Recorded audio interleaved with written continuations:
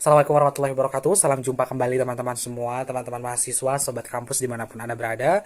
Pada mata kuliah komunikasi interpersonal, hari ini kita akan membahas sebuah bahasan baru.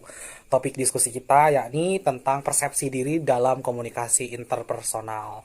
Kita lihat outline pembahasannya yang kita bahas sebetulnya cuma dua saja, yaitu tentang diri dan persepsi. Namun nanti akan ada kepanjangan diri itu membahas apa saja dan persepsi apa saja. Nah, kita maju kepada topik bahasan yang pertama, diri ya. Diri itu di dalam diri, yang pertama kita akan membahas tentang konsep diri.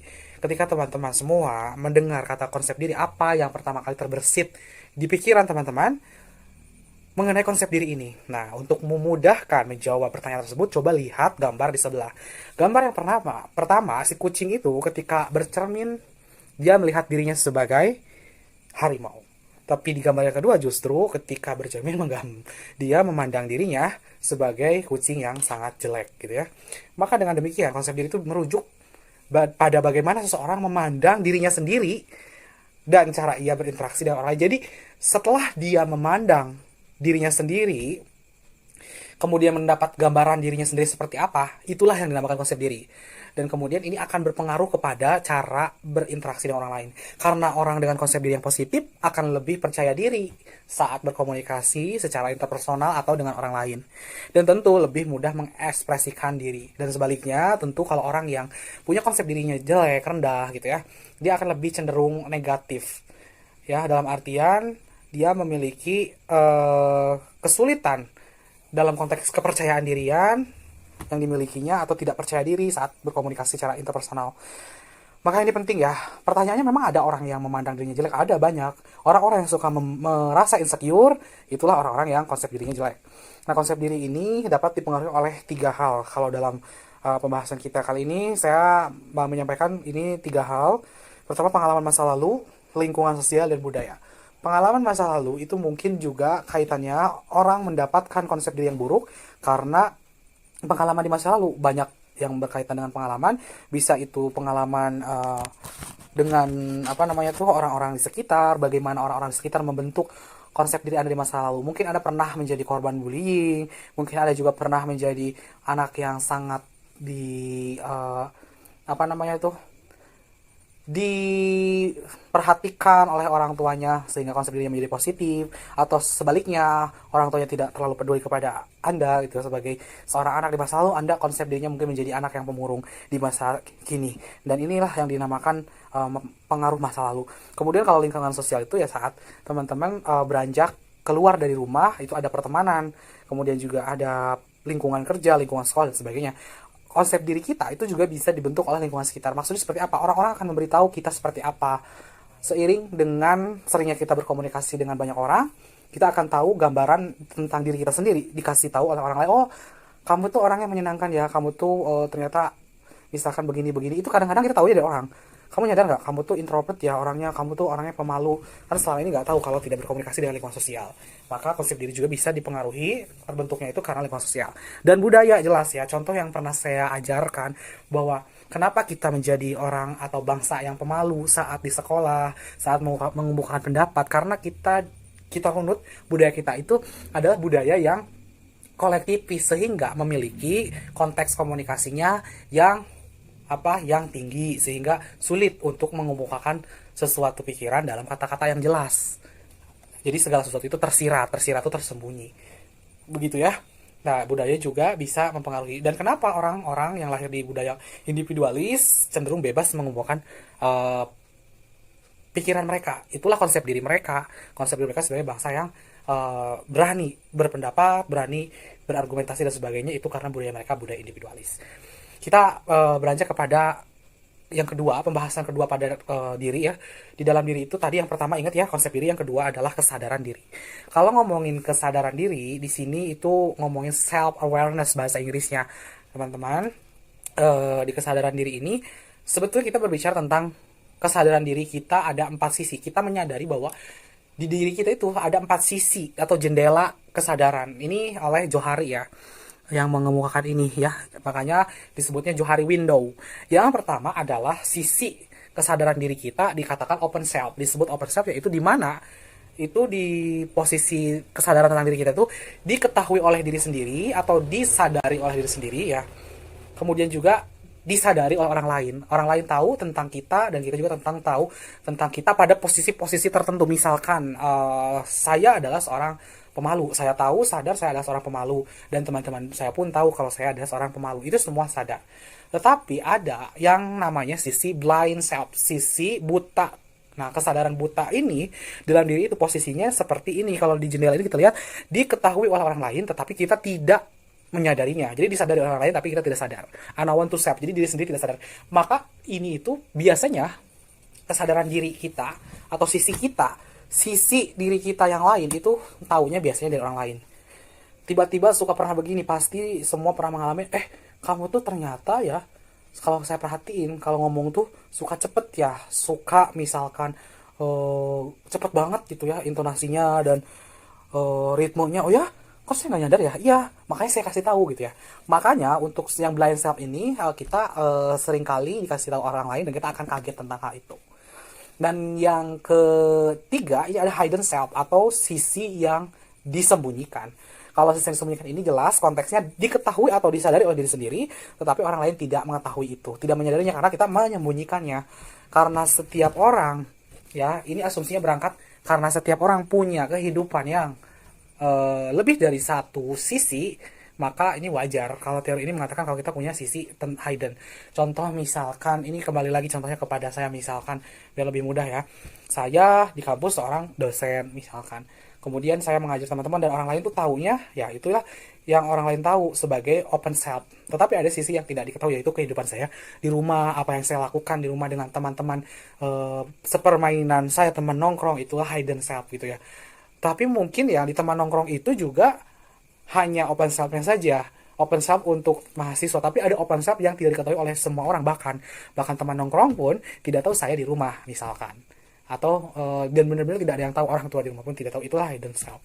Setiap orang pasti memiliki rahasia atau sisi-sisi lain hidden self. Nah, yang keempat adalah unknown self. Ini sisi yang di mana ya kedua pihak yaitu diri sendiri ataupun orang lain juga sama-sama tidak mengetahui itu informasi tentang kamu yang tidak diketahui oleh orang lain maupun oleh diri sendiri.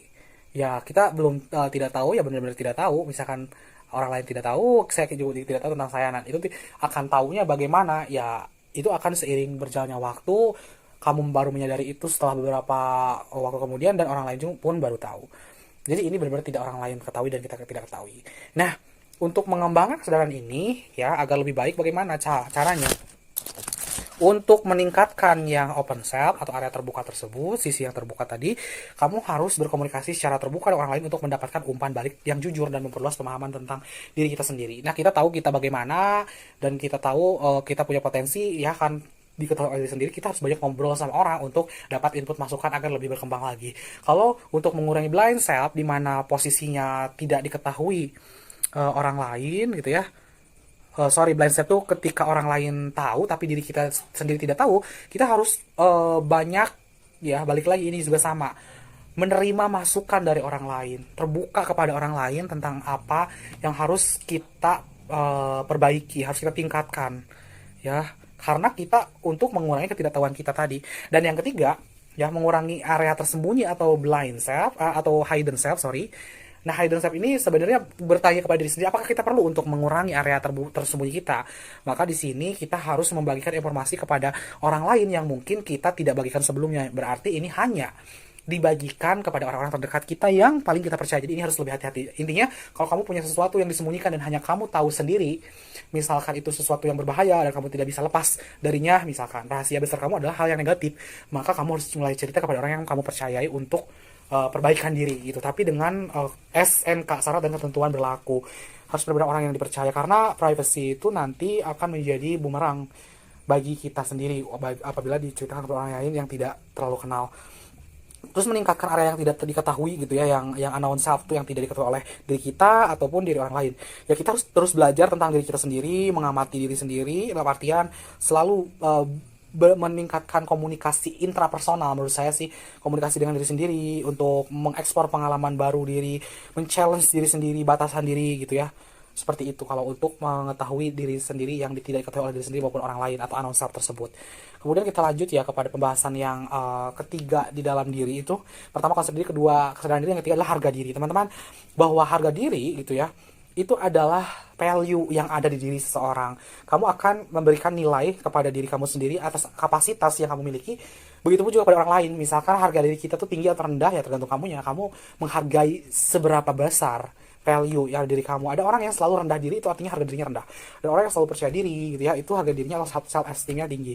Nah, dalam komunikasi interpersonal ini harga diri sangat sangat diperlukan ya. Karena orang yang harga dirinya tinggi itu dapat ya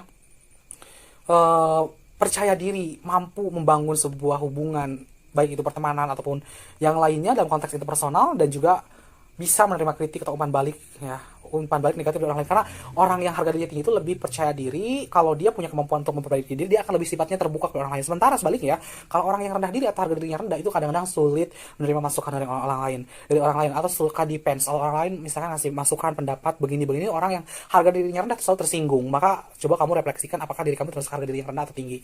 Nah, untuk mengembangkan harga diri yang sehat gitu dalam komunikasi interpersonal, kamu harus memulai dengan menerima diri sendiri, meningkatkan keterampilan komunikasi interpersonal, menghadapi perbandingan, menghindari perbandingan dengan orang lain. Jadi kita harus menghindari diri dari membandingkan dengan orang lain. Oh, orang lain sudah sukses di usia saya yang seperti ini, saya masih begini. Nah, itu akan membuat harga diri kamu jatuh.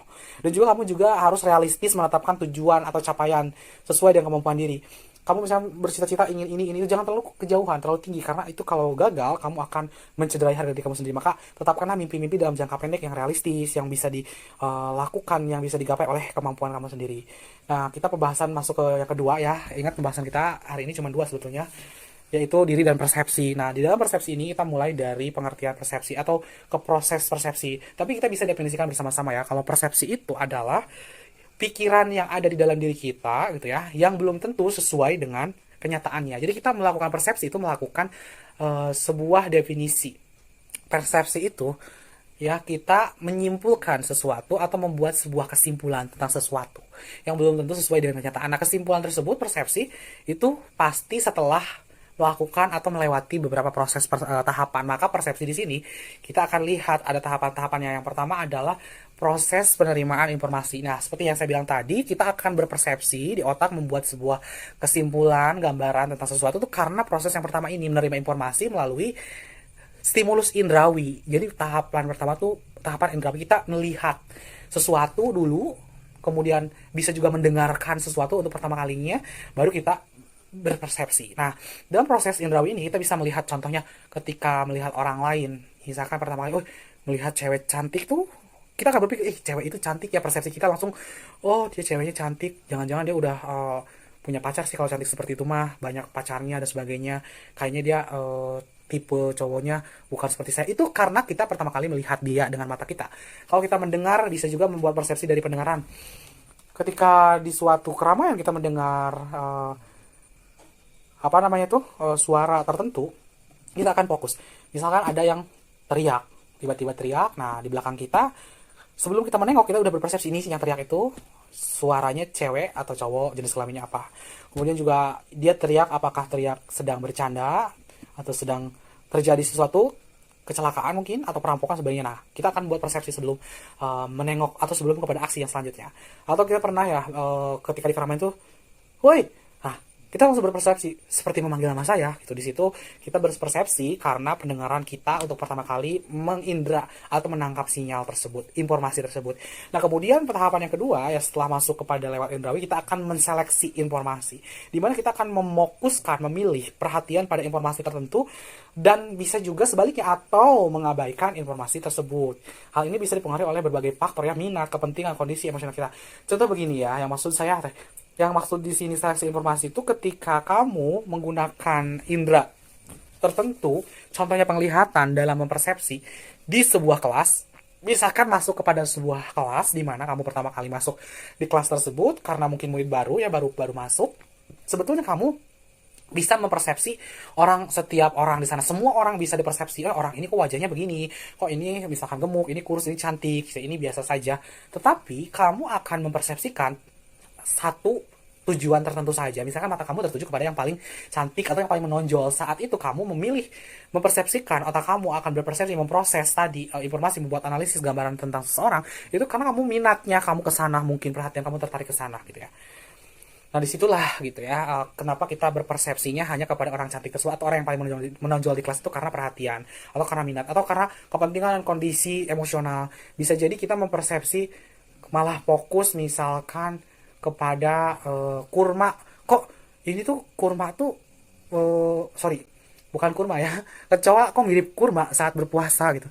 Nah karena kita sedang lapar, nah kondisi emosional kita lapar, kita mempersepsikan kecoa kok mirip seperti kurma. Itu contoh ya. Dan kepentingan juga bisa ya, itu bisa, pokoknya tergantung kita di mana posisinya kita akan mempersepsikan. Jadi kita sebenarnya otak kita tuh tidak didesain untuk mempersepsikan semua yang kita lihat itu tidak langsung terpersepsikan, tetapi kita memilih mau mempersepsikan itu yang kita lihat atau tidak, tergantung minat, kepentingan, dan kondisi emosional kita. Nah, yang ketiga adalah interpretasi informasi. Nah, ketika kita sudah menyeleksi, misalkan kita fokus milih kepada cewek yang cantik pertama kali masuk ke kelas misalkan, atau ketika masuk suatu ruangan baru, karena fokus kita sudah menentukan saya atau terfokus kepada perempuan tersebut, maka kita menginterpretasikan informasi tersebut. Kita memberikan makna pada yang kita lihat, pada informasi yang kita dapat. Dan ini kita akan mulai menganalisis, oh si cewek ini cantik banget, kayaknya dia orang Cina, turunan Cina, kayaknya ini bukan asli orang Majalengka dan sebagainya. Nah, informasi yang dibuat oleh persepsi kita itu dipengaruhi oleh pola pikir kita, keyakinan, dan pengalaman kita sebelumnya. Mungkin kita pernah melihat cewek cantik ya. Nah, kita mempersepsikan kalau cewek cantik itu pasti sudah punya pacar, atau pacarnya atau cowok yang mendekatinya banyak. Kita ketika melihat dia pertama kali di kelas tuh langsung mikir kayak gitu, karena kita punya pengalaman dengan hal yang sama, misalkan seperti itu. Gitu.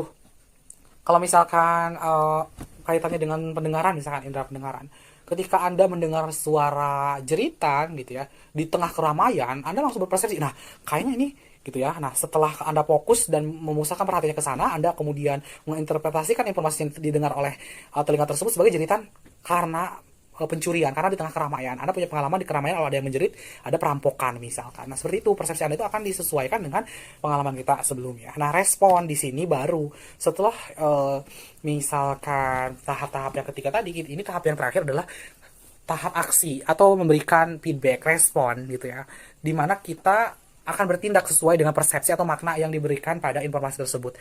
Misalkan, kalau misalkan tadi kita mempersepsikan pertama kali melihat cewek cantik, terus persepsi kita, oh cewek cantik itu pasti sombong, cowok-cowok yang dekatinya pasti banyak, atau tipenya bukan seperti saya, maka respon saya mungkin, saya sudah cukup tahu aja, nggak akan mendekati dia, nggak akan terlalu SKSD dan sebagainya, misalkan begitu.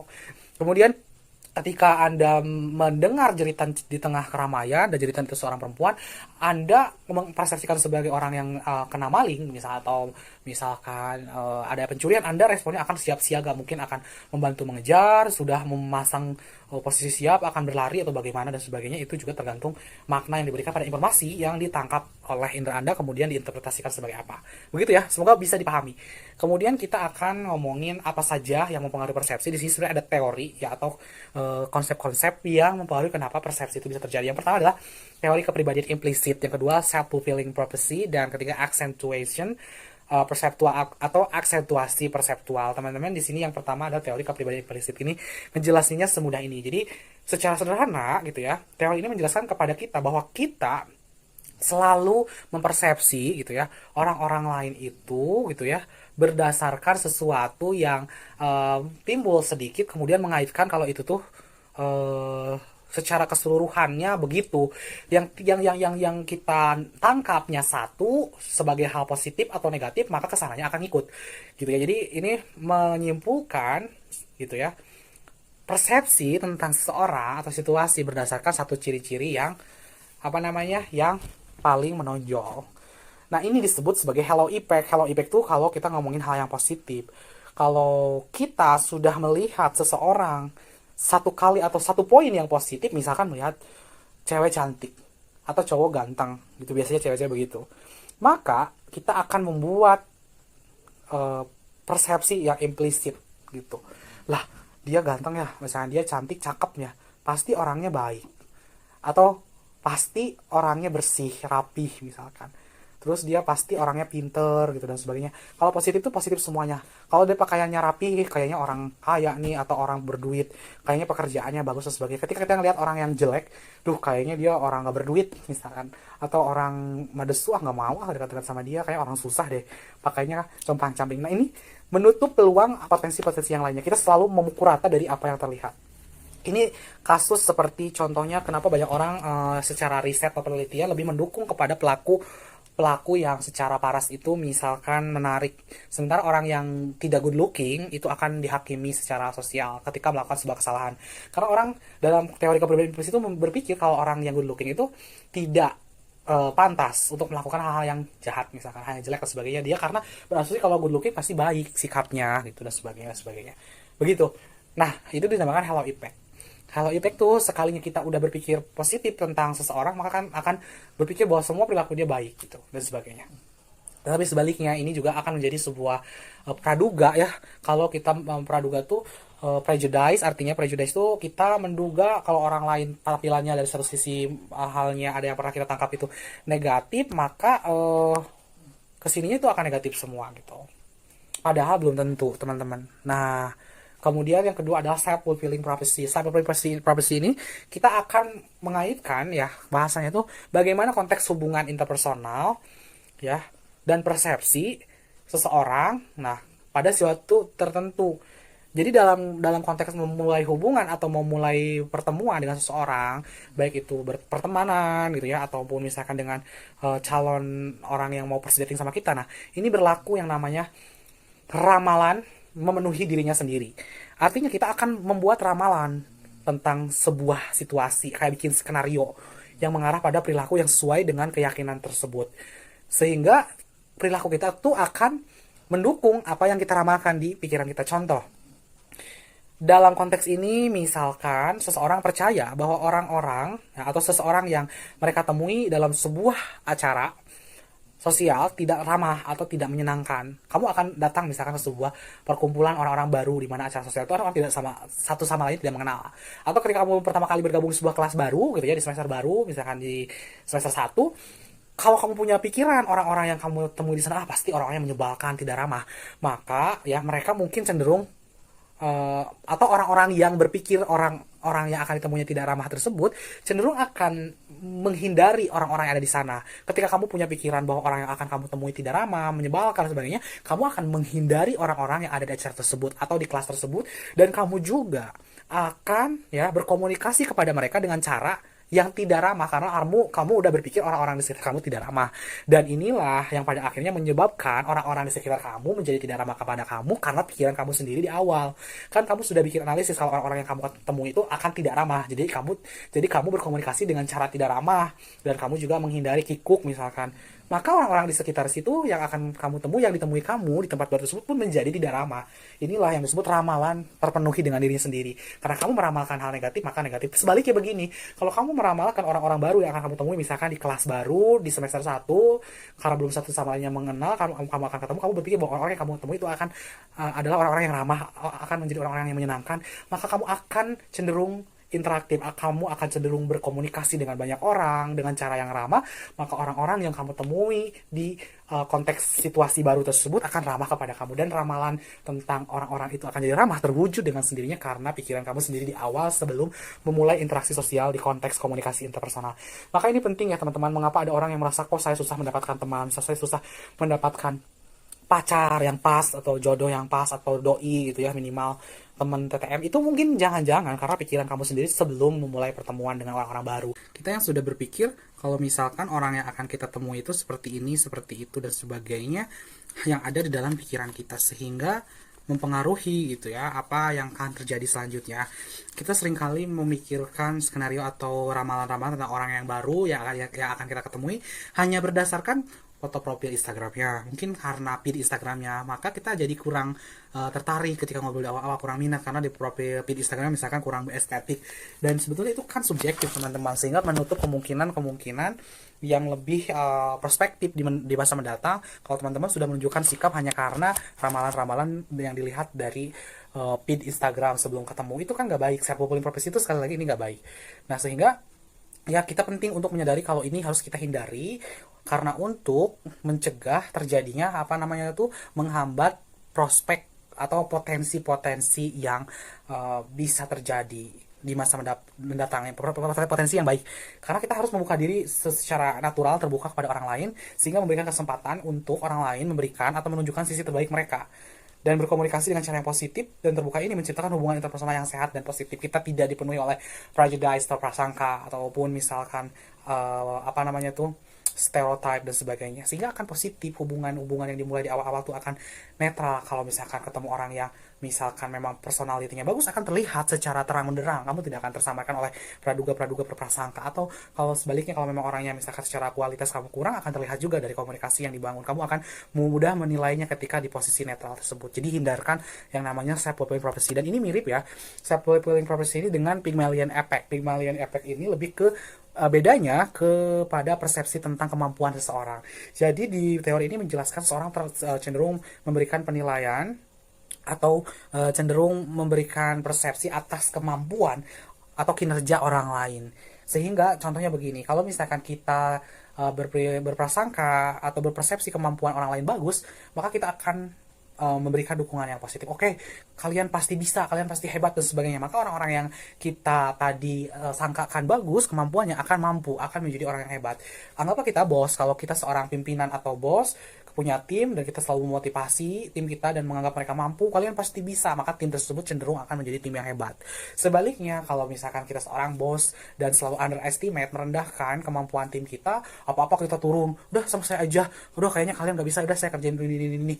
Nah, ada kan orang yang seperti itu. Nah, itu kan udah mengunderestimate, udah merendahkan kemampuan orang lain, sehingga orang-orang yang ada di tim tersebut merasa, loh, kayaknya bos kita kurang percaya sama kemampuan kita, maka mereka tidak akan menunjukkan kemampuan terbaik mereka. Sehingga ini menutupi, sekali lagi, hal-hal yang seperti ini menutupi kemungkinan orang lain dalam konteks hubungan interpersonal ini menunjukkan sisi terbaik mereka, khususnya kalau Pygmalion effect ini dalam kemampuan performa mereka, akan tertutupi dengan persepsi kita. Sekali lagi, ini juga harus dihindari. Dan yang ketiga, ini yang terakhir pembahasan kita di konteks persepsi, yaitu tentang aksentuasi perseptual. Ini bedanya dengan yang pertama apa? Kalau yang pertama kan selalu narik kesimpulan misalkan dari hal-hal yang menonjol, maka yang lainnya tuh akan ikut seperti itu. Kalau ini misalkan begini, kalau ini mah kita kalau sudah suka gitu ya, atau kalau kita sudah benci, maka yang baik ataupun yang buruk pun yang keluar dari orang yang kita suka atau kita benci akan sama dengan posisi yang kita sangkakan atau yang kita letakkan di awal. Kalau kita sudah suka dari awal, maka ketika orang-orang yang kita suka itu melakukan hal yang buruk, akan terlihat tetap baik. Sebaliknya, kalau kita sudah benci sama orang, sebaik apapun dia berperilaku, berkata baik, berkata jujur, dia akan terlihat jelek di mata kita. Jadi kita selalu berpikir begitu. Contohnya dalam hal yang paling simpel adalah ketika kamu sudah jatuh cinta sama seorang, maka orang tersebut akan terlihat baik perilakunya. Ketika dia melakukan kesalahan, akan tetap kamu maafkan. Kayaknya nggak apa-apa deh kalau itu, karena kamu udah terlanjur suka. Ketika kamu disakiti, ketika kamu di PHP-in, ketika kamu misalkan ditoksikin dalam hubungan atau relationship yang toksik, akan memaafkan karena kamu udah terlanjur suka. Ini disebut cinta buta. Susah dikasih tahu sama orang lain. Termasuk kalau misalkan sama musuh kita.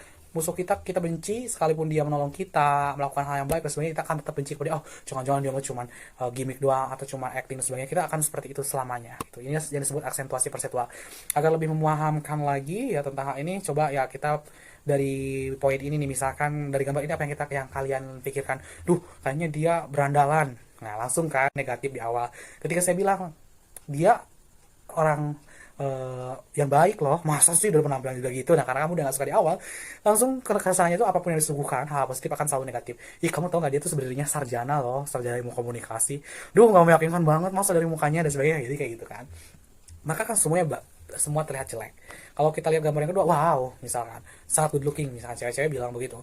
Ketika pakaiannya dibuka, terlihat ada tatonya, kita akan menyangkal atau justru menambahkan nilai baik pada situasi yang dianggap buruk. Misalkan kan tato tuh buruk, akan bilang, wah nggak apa-apa deh kayaknya pakai tato juga, tapi bagus ya, tatonya malah cocok ya sama wajahnya dan sebagainya. Terus ketika ada orang lain bilang, ternyata dia preman loh yang udah pernah memperkosa, masa sih nggak mungkin, dari wajahnya kayak kelihatan orang baik-baik gitu ya, kelihatan dari muka cakep itu nggak mungkin berperilaku barbar misalkan. Nah, itulah yang terjadi di aksentuasi perseptual, kita selalu memandang sesuatu sesuai dengan keyakinan awal kita, sehingga apapun yang terjadi setelah itu akan sesuai sama, akan selalu dengan disesuaikan dengan harapan kita. Kita tuh kalau disederhanakan ya, aksentuasi perseptual tuh kita selalu ingin melihat apa yang kita inginkan, selalu ingin melihat kebaikan dari orang-orang yang kita inginkan baik gitu, yang ingin kita anggap baik gitu. Kalau kita ingin seseorang itu terlihat buruk, ya semuanya akan terlihat buruk gitu. Seperti itu yang ingin saya sampaikan pada pertemuan kali ini. Semoga bisa menjadi insight baru. Semoga teman-teman bisa mencari lebih luas lagi referensi tentang topik bahasan kita di sumber yang lain, sehingga bisa lebih paham di mata kuliah komunikasi interpersonal ini. Oke, saya ucapkan terima kasih sekali lagi. Oke, assalamualaikum warahmatullahi wabarakatuh.